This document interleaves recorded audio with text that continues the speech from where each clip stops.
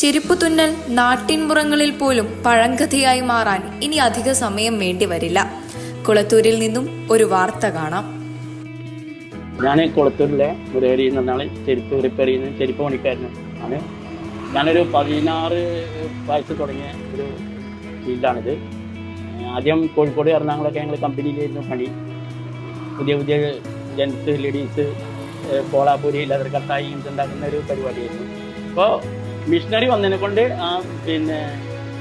പരിപാടി നിന്നുപോയി, ഹാൻഡ്മെയ്ഡ് നിന്നുപോയി.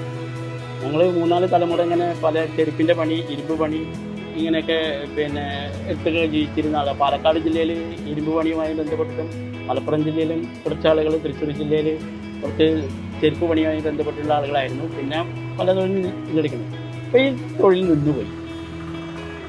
അത് മിഷനറി വന്നതിനെ കൊണ്ട് പുതിയ തലമുറ ഇതിലേക്ക് വരാൻ സാധ്യതയില്ല, വന്നാൽ തന്നെ രക്ഷപ്പെടില്ല.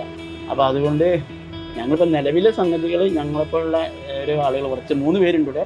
ഞങ്ങളുടെ തലമുറയിൽ ലാസ്റ്റ് കണ്ടിയാണ് ഞാൻ. ഏറ്റവും പ്രായം കുറഞ്ഞുള്ളപ്പോൾ ഞാൻ തന്നെയാണ്. ബാക്കി എൻ്റെ ചെറിയച്ഛനുണ്ട്, എൻ്റെ ഏട്ടനുണ്ട് കൊണ്ടിരുന്നത്. ഇതാണ് ഞങ്ങളുടെ ഈ തൊഴിലുമായി ബന്ധപ്പെട്ട് പറയുന്നത്.